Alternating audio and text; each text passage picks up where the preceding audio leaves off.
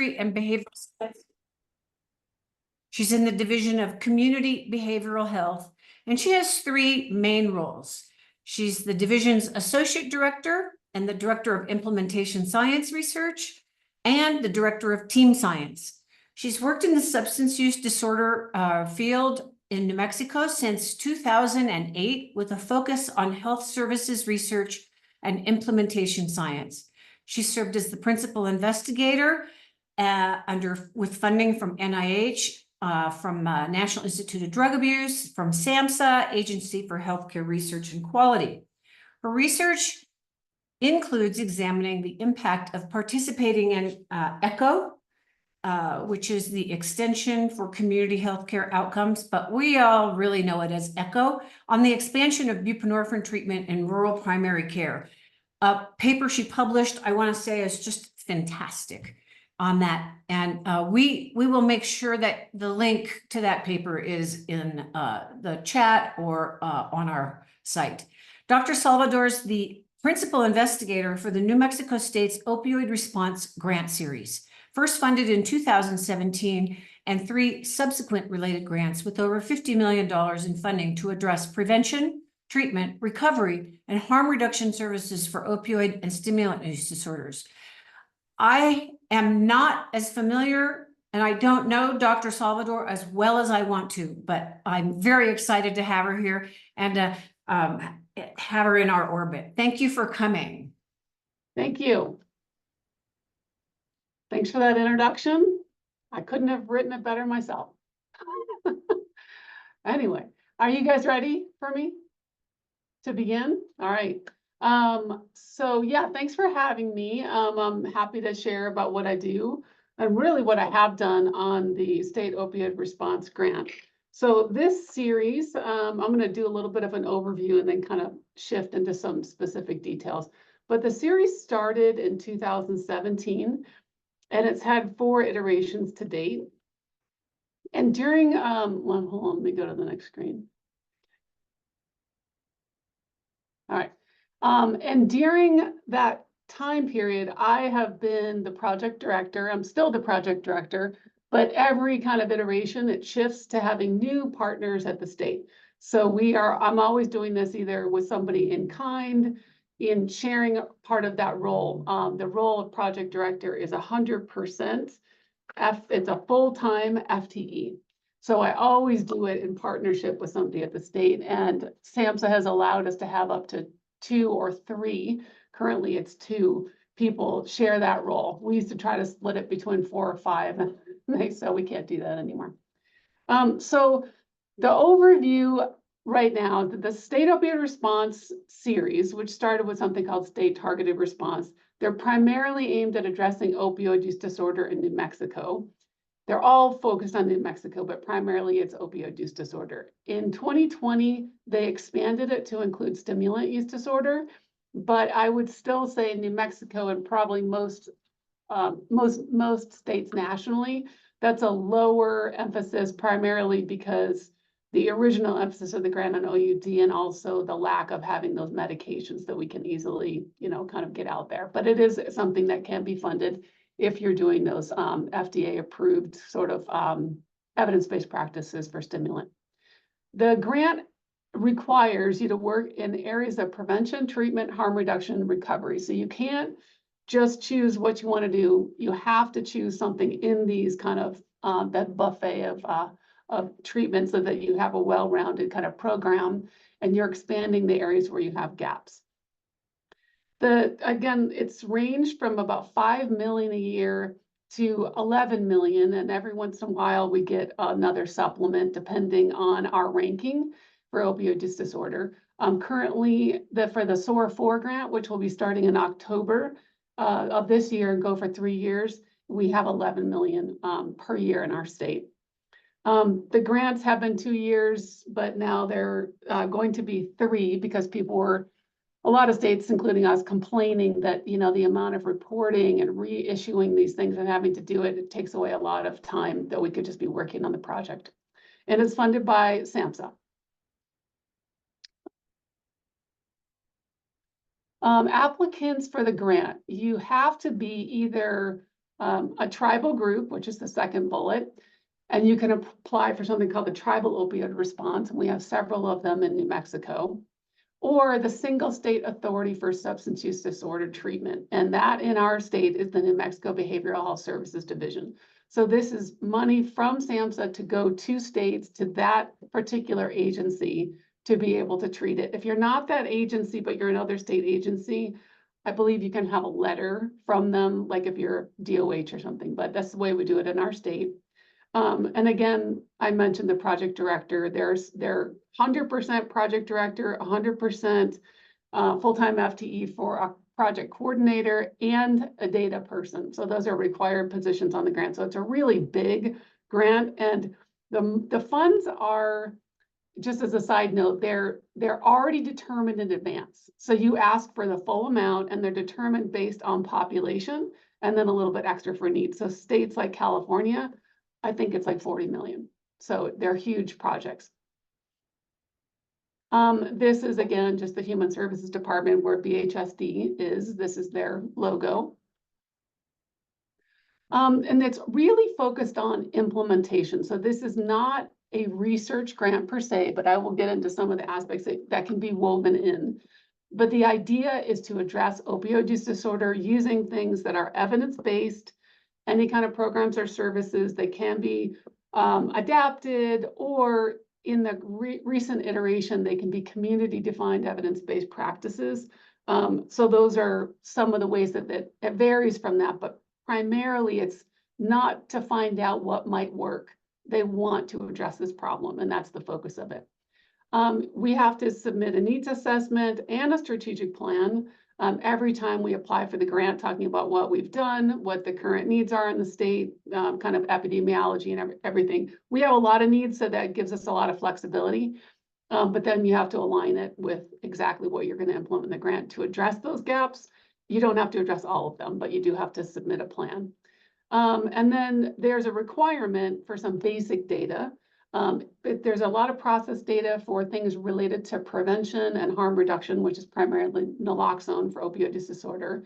And then there's something called the GIPRA. If anyone's ever done a SAMHSA grant, they have an interview that has to be done with every single person that gets treatment. They have to do it at intake, follow up with them, and do it again at 6 months. And we train people in the agencies that provide the services to do those. And we have a full-time data person to do that. What is different, the bottom part, is that what programs you implement and services, where you do it, how you do it, when you do it, who does it, and what other things you decide to collect, including IRBs and asking research questions, that's all open. That's all on the table. So there's certain things you need to do, and then you can kind of do anything else that you want to do. So the goals for the State Opioid Response Grant, again, they vary very slightly, but primarily it's to increase, for each iteration, they vary a little bit, but it's primarily increasing access to the medications. And it used to be medication-assisted treatment, so that's what's written in there, but now we call it medications for opioid use disorder or addiction treatment. Those have to be a primary focus of the grants. And then the goal for that is to reduce overdose and related deaths. And then there are those pieces around the naloxone, which is a huge multi-million-dollar piece of what we do in the state. Then again, you can do stimulant use, and it can have other co-occurring disorders, of course. And then the bullet below is just to let you know, in every SAMHSA grant, if you're not familiar with these, they're going to then open another box and say you have to do all these things as well. So that they're not specific. They don't tell you really how to do any of it. They just say you have to address disparities, make sure you talk and include tribal needs. You have to coordinate with other things that are going on in your state. I'm not going to read them all, but all of that. And this is just a little piece of what you get. So it's usually 2 pages where they're telling you what they want you to accomplish, but not how they want you to do it exactly. So in ours, these are the 4, key areas for this grant, and always has been. I'm not going to read every little bubble, but we started creating this, and we have a logo, and it's basically kind of a hub and spoke model. So all of those partners around, it's beyond that now. It's probably 100 partners in the area of treatment. They can be primary care, behavioral health, OTPs. There's training partners, detention partners, hospital partners. So we work anywhere we can to try to expand access to medications for opioid use disorder. And then this doesn't even get into the schools and prevention aspect. And then in the center is just an example from a previous, probably a couple of years ago, we did this one of who are sort of the central people that are helping with implementing this grant and sharing information. So it's the prevention of the Paxis Institute, UNM is in there, CYFD, and then other partners that help with kind of the training and the rollout of this program. Okay, so this from 2017 to 24.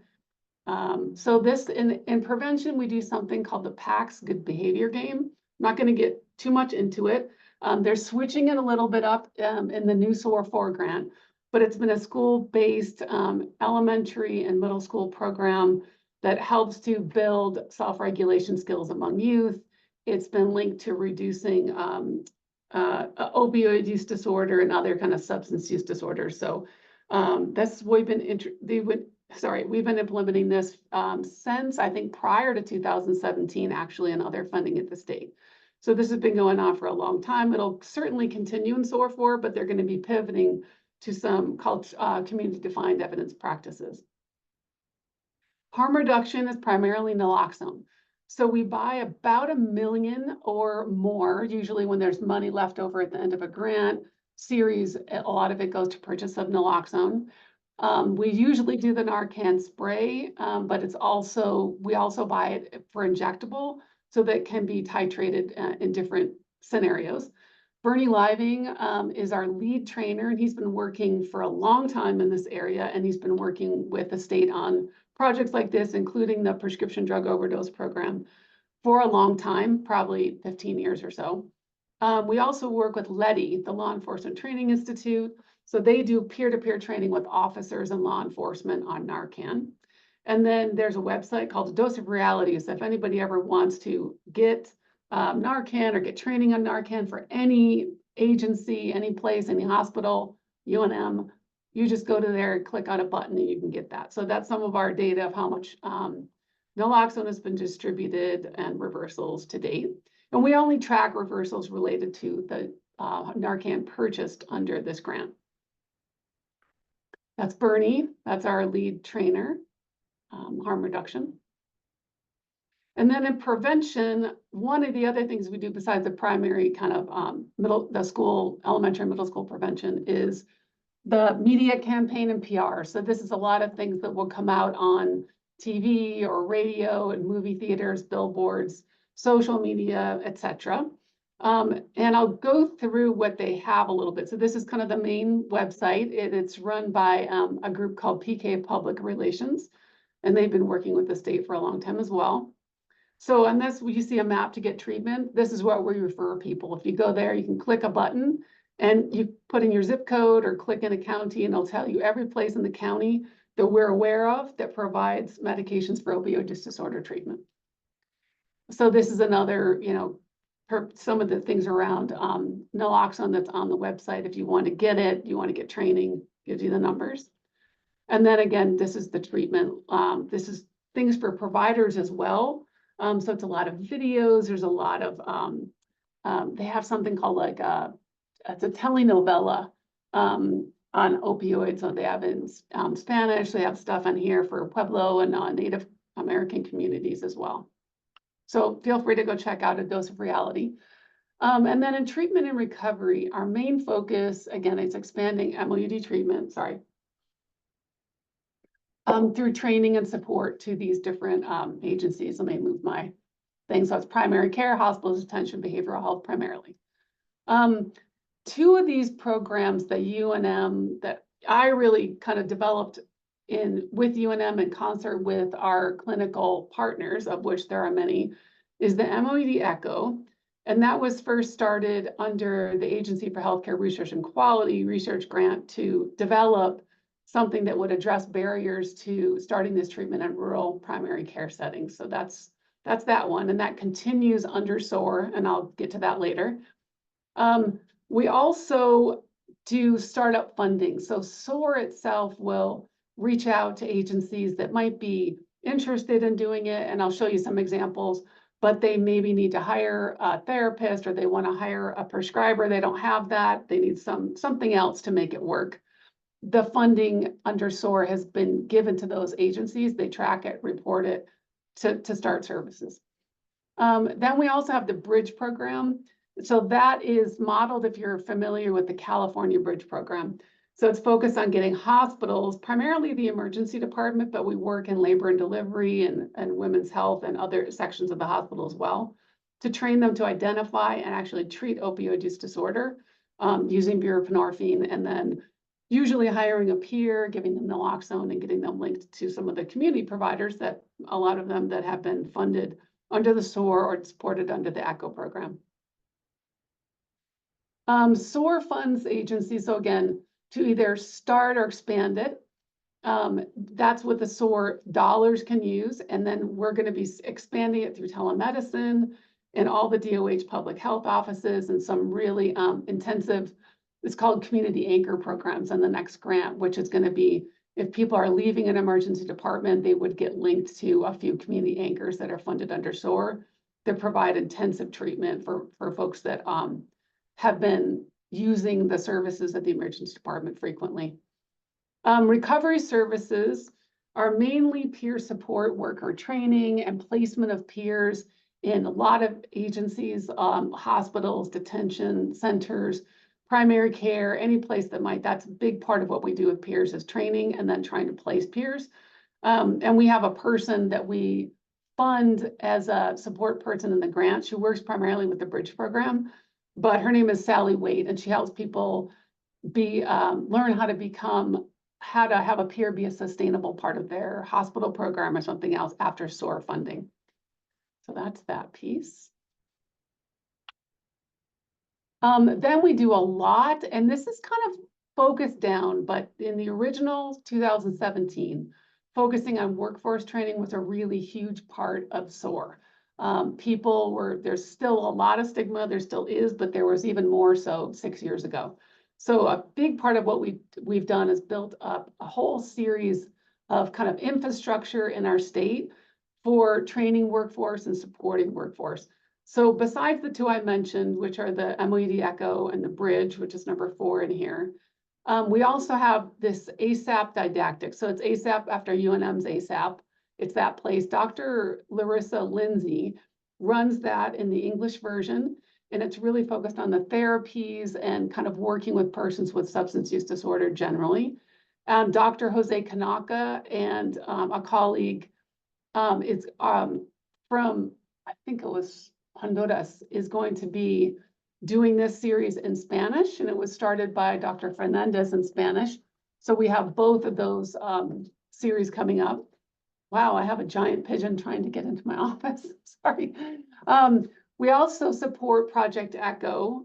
They do a community health worker and peer ECHO, and they've been doing that for about 6 years under SOAR funding.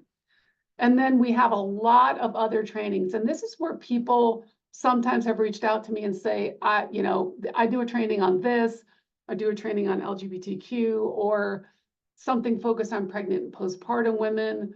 Anything that might be related, we can often find SOAR funds. We set aside funds to do training. So these can be really on the spot trainings that people say, we really want to get training in our community for stigma. People like Dr. Snehal Bhatt, Brandon Warwick, they went down to the Hidalgo Medical Services in Silver City on a weekend last year and did a big training in service for their program. So, and then the Dr. Leslie Hayes, if you're familiar with her, she is an expert in addictions and OUD with El Centro, and she's partnered with some of the folks that work in the CARA program to do a whole series of in-person and Zoom-based trainings for pregnant, about treating women or persons who are pregnant and postpartum. She's done it in the South and in Gallup, and she's got a couple more coming up with her crew the rest of this year. So now I'm going to pivot a little bit toward the end of this to focus on what I said at the beginning, which is they tell you what you have to do. So you have to do all these good things, but they don't really tell you how to do any of it particularly. So that's where you can be creative. And people, mostly from UNM, because that's how we work, is we want to figure out, oh, can we develop something that's evidence-based, but still has some components that are, innovative, implement that, and then study it. So in our departments, we provide a lot of that consultation for how to do, support evidence-based practices, implementation, how to ask evaluation questions, data collection, et cetera.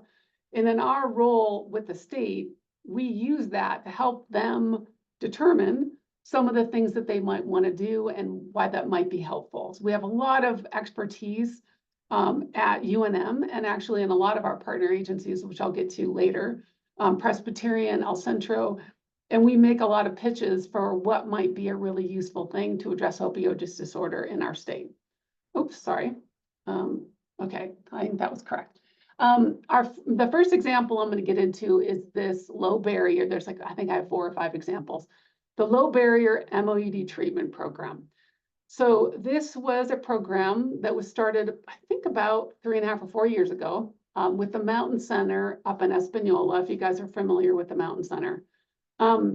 This program was doing primarily, they had a syringe exchange, a harm reduction program, groups, therapy, but Dr. Snehal Bhatt and Dr. Rich Gadomski proposed to start a program that would prescribe buprenorphine, would assess folks, and then actually give them other services in primary care and in kind of psychiatric, depression, anxiety, et cetera.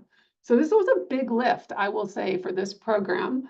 The director of the program, Tony Dixon, and the board, it was a lot to shift, right? To get this place doing a lot of these other very medical services. That was a big lift, I think, even like legally, and they took a lot on, but they did a great job. We funded them to do it. So I'm going to get to this. So that was their proposal. We gave them funding, the Mountain Center, for 2 years. We actually funded Dr. Bott and Dr. Gadomski to go up there 2 days a week and provide those services and kind of get this implemented into their program. These are some of the services from a publication that Dr. Gadomski led, and then we were co-authors, and then myself, Dr. Bott, and the folks at the Mountain Center. I know you can't read this, but these are the other things that they were providing treatment for. So the main one was opioid use disorder and buprenorphine, but then they were providing treatment for PTSD and a lot of these other ADHD, alcohol use disorder, chronic pain, et cetera. And then, yeah, so this is part of what we do at UNM, and we encourage them to do, is to go ahead and do something, create an innovative project that helps people, helps address opioid use disorder, but also submit your IRB to UNM, collect the data you need to collect, publish it. So that's what we did in this project. That's the publication, Enjoy. And we also did this very much so. Tony Dixon and Phil Feudy, and then they're both from the Mountain Center. And then there is Dr. Fernandez Mancha, who is one of our residents now in psychiatry. So we kind of jointly did that, supporting a medical student project. And there we go.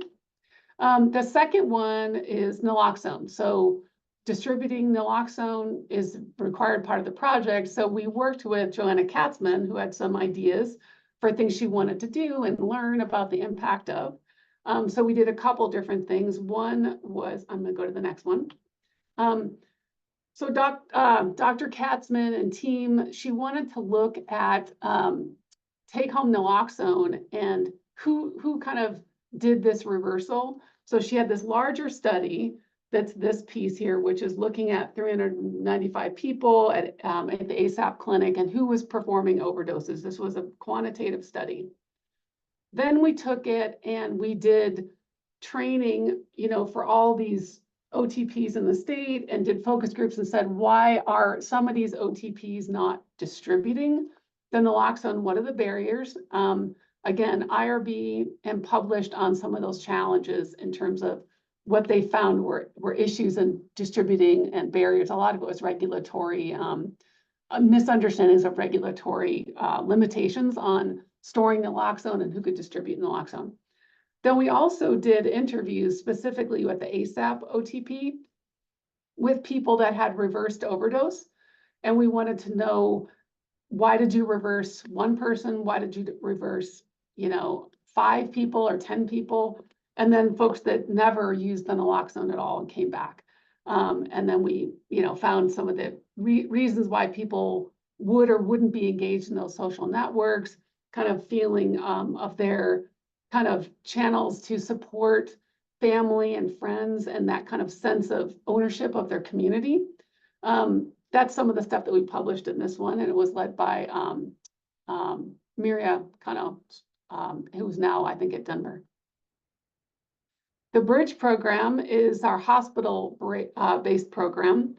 And this, we did a project that we started with 4 hospitals in New Mexico. Then we developed this comprehensive implementation approach that could be used in our state. So in California is a little bit of a different structure. It's very county structured. And we have this giant state where Dr. Ketchum and his wife had been for a couple of years under SOAR training hospitals, but it wasn't enough to get them over the hump. So they knew it, but they needed a lot of other support. So under the SOAR funding, we brought them in, folks from our Dr. Warwick, Dr. Greenwood Erickson, and other folks from our UNM emergency department, along with folks from Presbyterian, and then private folks like Sally Wade and El Centro, Dr. Leslie Hayes. And we came up with this comprehensive sort of implementation support that's usually 6 to 12 months long. We meet with them about twice a month, and then it usually gets a little lower. And then we provide all the training for the team, discuss with them what's working, do the pharmacy order sets, educate other staff, and they actually go and have, we have peer education now, and our peer has gone out to one of the sites to kind of see how the programs are going and any of the barriers or additional training that's needed. So this is just, hopefully this will work. Yeah. This is one of our presentations on the Bridge program. So again, it's to start buprenorphine in the ED. So it's not just stabilizing people and telling them to go to ASAP. We want people to get the treatment. And then it has these really strong ongoing, and it's really flexible, I would say, implementation support. Some people want a lot, some people want less, but we give them what they need to get going. This is part of our team, but it's really not all the team now. There's more than this. And it focuses on recruiting and reaching out to hospitals to get them on board. Trust me, they're not all chomping at the bit to do this treatment. There's a lot of hesitancy. Then there's a lot of education, and it includes stigma, but really just nuts and bolts stuff as well as how to get going. Then Donald Hume is our certified peer support worker and supervisor, and Sally Wade is an expert in Medicaid. So they really work with the hospitals to come up with a budget and figure out how to be sustainable. And then Brandon and Dr. Warwick and Dr. Huerta are working a lot on the other aspects of what other support they might need, which I'll get into the Poison Center in a second, and other barriers to implementation. So something I just talked about today with the SAMHSA project officer is the barriers to getting buprenorphine every single time a person needs it. And our hospitals have identified that. They say, we're giving them, we're starting it, they come back and ask for more because the pharmacy says they don't have it. So that's what these guys are kind of tasked with, the additional support that these hospitals need across the state to make these programs work. I'm really not going to get into this, and I know you can't read the blueprint, but this is kind of, we have a blueprint. We have the green, yellow, red, so that we can kind of track, are you doing all the things that you need to be doing to get this going in your hospital? Is your C-suite involved? Have you hired the peer? Have you gotten folks trained, et cetera? And then these are some of the hospital partners. We actually have about 12 hospitals that we've trained so far. These are some of the places that are up and going after our training, and then below are some of the new ones that we're working with, Christus St. Vincent, Los Alamos Medical Center, Loveless Women's Hospital, et cetera. There we go, UNM. They're just finishing up their program this year. So for this one, we have a publication. That's an approach to implementation and facilitation of medications for opioid use disorder emergency departments. And that's lead authored by Margaret Greenwood Erickson. We submitted a couple of abstracts that have been published. And we've done a national webinar on the New Mexico Bridge Program, which is really kind of looking at how do you do this when you're working with rural communities that sometimes just don't have everything they feel like they need to get this up and going. So it's really looking at the rural aspect. We were also highlighted in this, which is a roadmap for governors. It's just, governors trying to address opioid use disorder. We're one of the highlighted programs.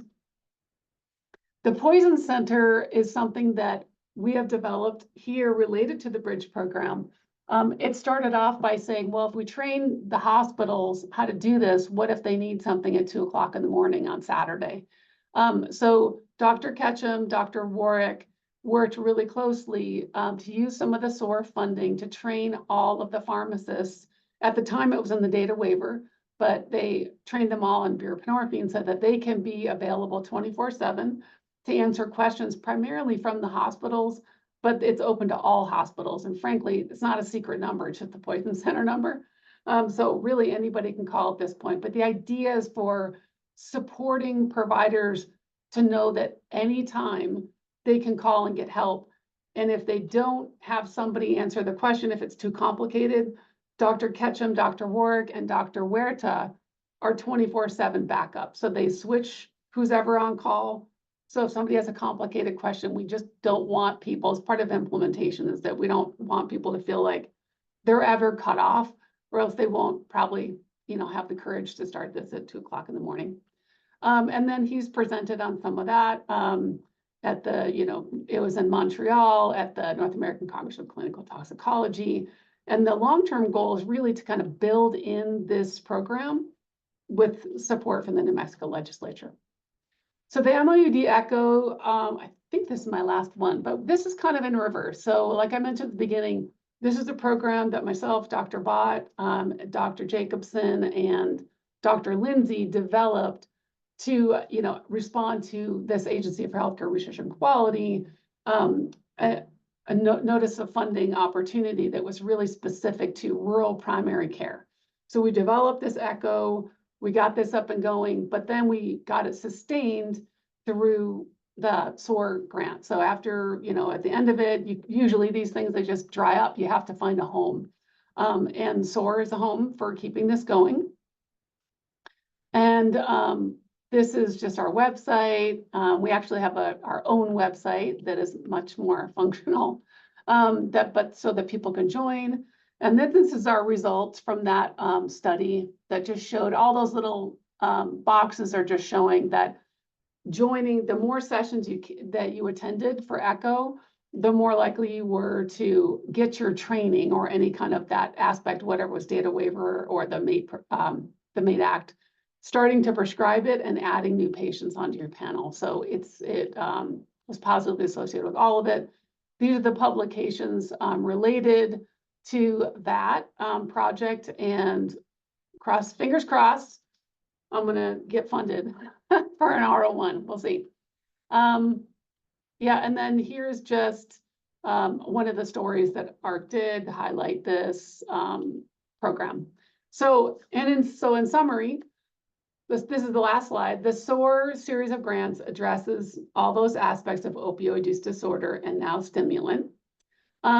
It's aimed at health services expansion and addressing OUD, but as long as there's something that's evidence-based for stimulants, you can't just make it up. They're pretty strict about that.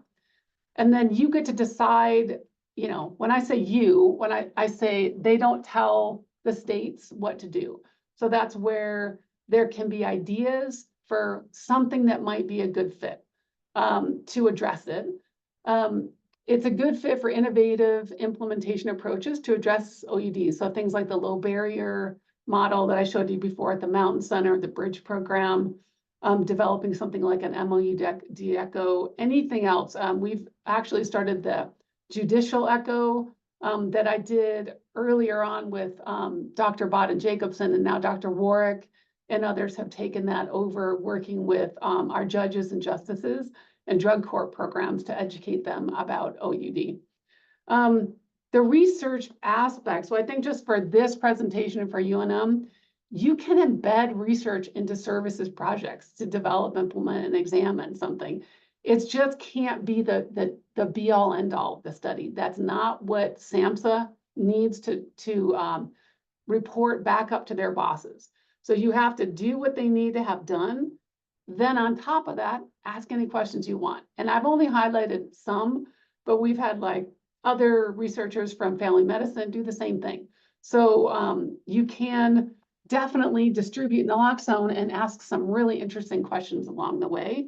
And then you can bring in medical students that really, you can do a lot of things that meet what academic researchers and people interested in just, making people's lives better. It can meet all those things at the same time. But I always tell people, don't submit a research project to me. Like, that is not going to sell. You have to submit what you're going to do, and then you build in the research on your own at the back end. That's kind of on you. Our UNM, in partnership really on the bridge program with some of the other places like Presbyterian, El Centro, et cetera, but we've developed most of the statewide implementation programs and technical support that support the startup and expansion for buprenorphine for OUDs, for OUD in New Mexico. That kind of weird sort of that infrastructure, that backbone, that sort of skeleton structure that really helps all these agencies start up.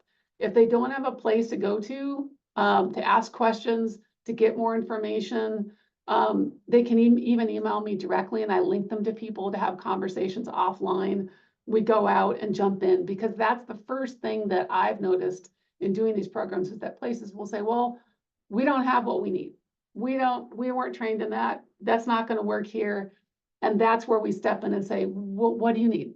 We're going to help you. What do you need to get this going? And we have so much out there that it's kind of difficult at this point to find a really good reason why anyone's not doing it. So we're always there to help them. Now, the BHSD leadership decides what these programs and projects are to implement, and it varies with leadership. So my role since 2017 to date has been the project director, and really given a lot of freedom to decide what's going to be done. So I spent most of my days getting, requests from people all across the state for things that they wanted to do, and I try to, tap them into the different areas that were a focus for our program, so we didn't duplicate efforts, but we could do some innovative things. Right now, we have new leadership. Stanford Kemp is the new kind of oversight for all behavioral health services programs in the area of substance use disorders. So it's not just SOAR, it's all of their dollars. It's a new position, kind of at the deputy director level. He came on officially as project director with me in March, and he has a lot of ideas around recovery housing and different things that he is going to be thinking about doing with the money. So we have the SOAR 4 grant is submitted. It will start in 2024, but just, stay tuned, and we'll see how things shake out in the next year or two. That's it. That's it. Please join me in thanking Dr. Salvador. There's a lot of clapping icons. Was absolutely fascinating. I had really no idea of the scope and I know we have a lot of folks attending here from community organizations too, Julie, and so they may have questions. Some of them may be even more familiar with all of this. It was just so informative, and how impressive some of these actions have been. I mean, I had no idea about the bridge program, so I'll be knocking on your door soon. Oh yeah. Yeah. So I'll turn it over for questions. I think we do have a question. The first question is, can we share your slides? Sure. Yeah. Okay, great. I'll send them to you guys. Send them to Christina, and she's in charge of everything. And so we will take this down now so that we can see everyone's hands go up for questions, comments, etc. So we're opening it up. We may get questions in the chat as well, and I'll monitor that. Christina, you monitor the hands. I see Phil Feudy. Hi, Phil.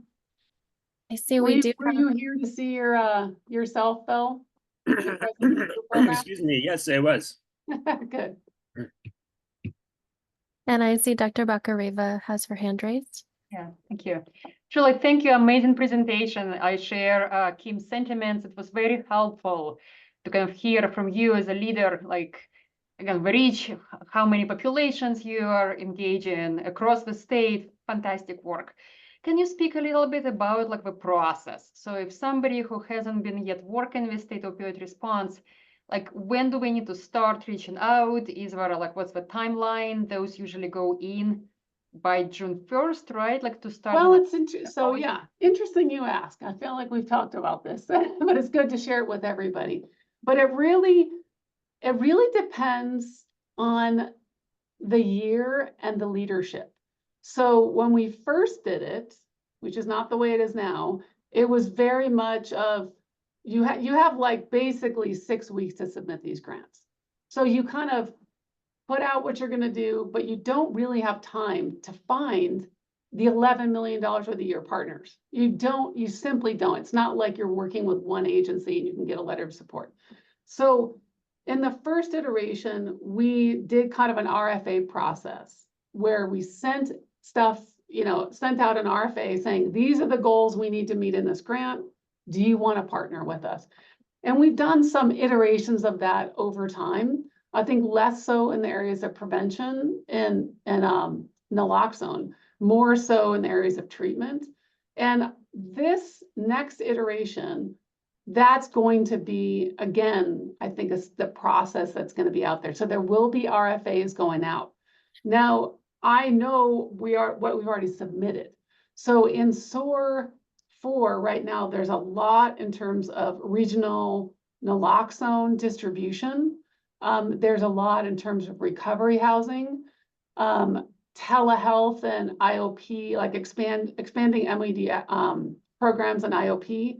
So those are the visions for Stanford Kemp, who's the new lead. And then he's going to be saying, who wants to help us do that?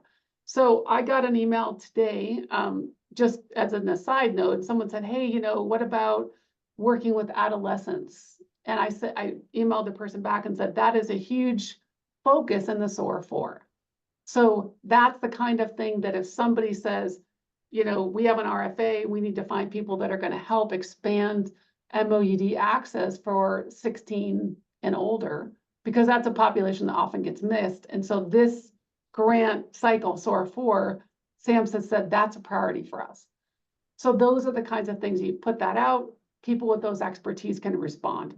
So it has to fit into the framework of what's already been submitted and what they're going to focus on. So what we've already done is not necessarily going to be all in there. So the bridge program, I expect to be in there. The MOUD ECHO program, I expect to be in there. So hospitals could submit. But if somebody has a very different idea, training a pharmacist, for example, it might not be what's in the vision for BHSD. So when those go out, you'll see that. But at any time, I always tell people, you can always email me your ideas. I have a folder right now for things that people have submitted to me that they would like to get funded. I can tell them if it aligns with anything we already have. And then probably in August or September, I'll be reviewing that with Stanford Kemp when he sends out the RFAs to make sure that those folks get the RFA and they can respond to it. Julie, can I just clarify? So it sounded like you are reviewing kind of applications, so to speak, on a rolling basis, if we fit into this major kind of theme, so buckets already allocated, and then probably next spring, you will start planning for the SOAR 5 submission. No, SOAR 4, so yes, people can email me anytime, anything they want, anytime.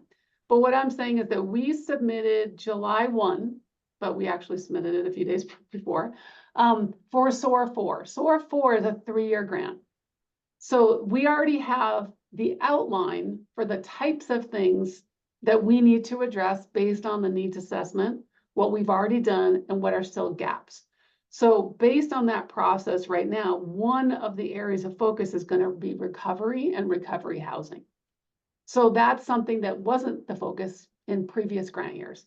So that whole grant will have some, RFAs saying, we want to do regional distribution of naloxone. Do you want to participate in that? Apply if you can, kind of fill those needs. We're going to be doing recovery housing. If you're a program that does recovery housing, we're going to be focusing on youth and treatment, stuff like that. So if people have something to offer in those areas, they respond to the RFA. But those RFAs are not written yet, but they will in these categories. So those will come out probably August, September. The RFAs will go out, and I'll make sure everybody gets them. But then we have 3 months to get things up and going and contract with places. So that's the process, but it's all written into the proposal already. So we've taken $11 million and said, we're going to do these things with it, but exactly who's going to do them? Unclear.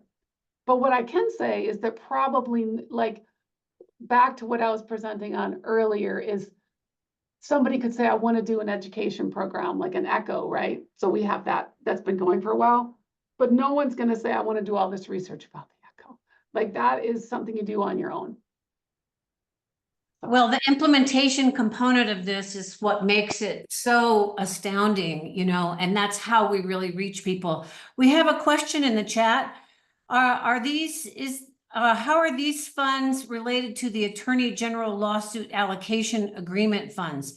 And thank you for the amazing presentation, so much clarity. Oh my gosh, how are they related? Well, they're all opioid. But good point. So those funds, the allocations, as far as I've been informed, they're going out to counties. So Bernalillo County, as I understood, has about 100 million. They're trying to figure out what to do with it.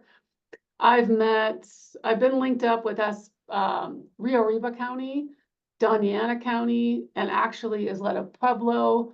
So a lot of folks have money. It's fairly flexible. And my understanding is that there isn't a lot of, I don't know if this is the way the federal kind of settlement, funds go, but it's really not heavy-handed. So how well they align and ensuring that there's no duplication of effort, ensuring implementation of evidence-based practices, ensuring they get used wisely.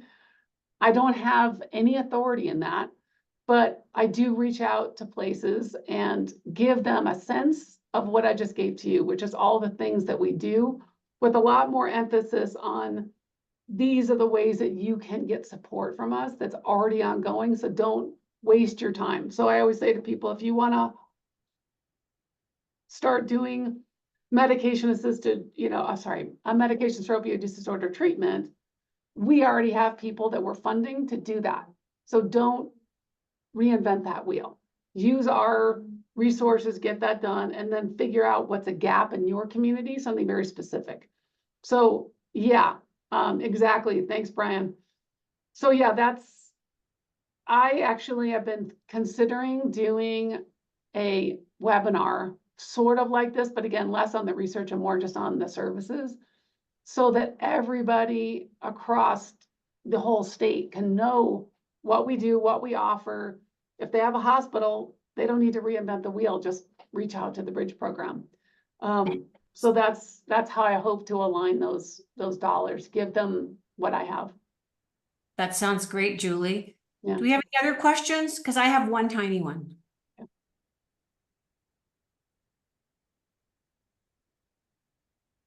Julie, what is community-based evidence-based evidence? I've never really, what's that? I'd love to read it to you off of it, but you're talking about community defined evidence. Yeah, you mentioned it a few times that you're going to be adding to the portfolio of what can be funded Yeah, as community-based. yeah, I'd love to read it to you, but I'm just gonna try to say what it is. But so there's basically in the new, you can Google it and find it, folks, so I don't have to waste your time. Just Google the, and I'm gonna tell you, but I'm just gonna give you, you can look at it, find the exact language. If you Google the notice of funding opportunity for SAMHSA for SOAR 4, it's online, it's on SAMHSA's website. You can read what it said. So basically, it used to say, you have to do evidence-based practices, right? And then everybody said, but there's no evidence-based practices for my population, for my community, for people like me. So then they added in, well, you can have adapted or modified evidence-based practices. Now, there's actually this whole other category, community-defined evidence-based. And there's not much out there, but it's described as programs or activities that have been done for a long time in a community that the community recognizes as important for recovery from opioid disorders, treatment for opioid use disorders, that the community feels is important for recovery or for treatment. If you can pitch that this is important to do because the community believes that you don't even have to have, there doesn't have to be any documentation, no research. Evidence, there doesn't actually have to be evidence. Community defined evidence. Okay, So that's, for example, just thinking in a traditional sense, if somebody was to say a healing ceremony or sweat lodge, I'm just going to use as an example. We believe in our community that that is critical for healing in our community. If you can make that case that that is something that your community believes is important component, and that could be curanderas, it could be anything like that. I mean, it doesn't even have to be cultural per se. They're not saying it has to be native. I'm just using those as some of the examples. But if you can make the case that your community has been doing this for a long time, and it's central to the kind of ideas and beliefs around health and wellness and healing, you can pitch that and say that has to be something that we're going to fund in this community, and they will consider it and fund it. So they're open to it. I think a lot of that openness has become just being beat over the head for so long with the concept of evidence-based practice and research evidence. And I think people finally just said to SAMHSA, look, enough, like, we're not going to implement that program here. This is what we need to do. So yeah, you just read it, you can read the language, that's essentially what it is. that's fantastic. I hope SAMHSA is collecting data on that in this data that you have to get, that process data, et cetera, or the Right. operational data. I don't know. And is that data that these folks enter when they get funded, is that data publicly available?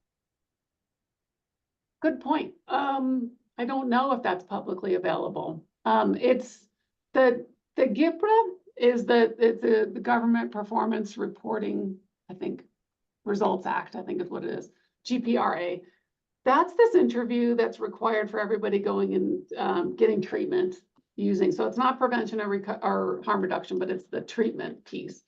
It's required and it goes into their SPARS system. So if you know SAMHSA, they have a system called SPARS. It gets uploaded, it's de-identified.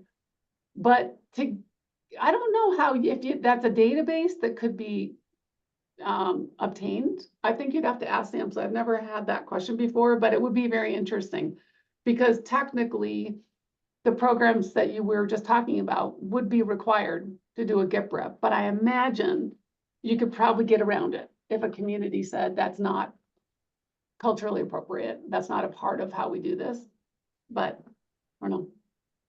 Interesting. We'd love to Yeah. have, we have 4 minutes to the hour. Do I have a burning desire, please?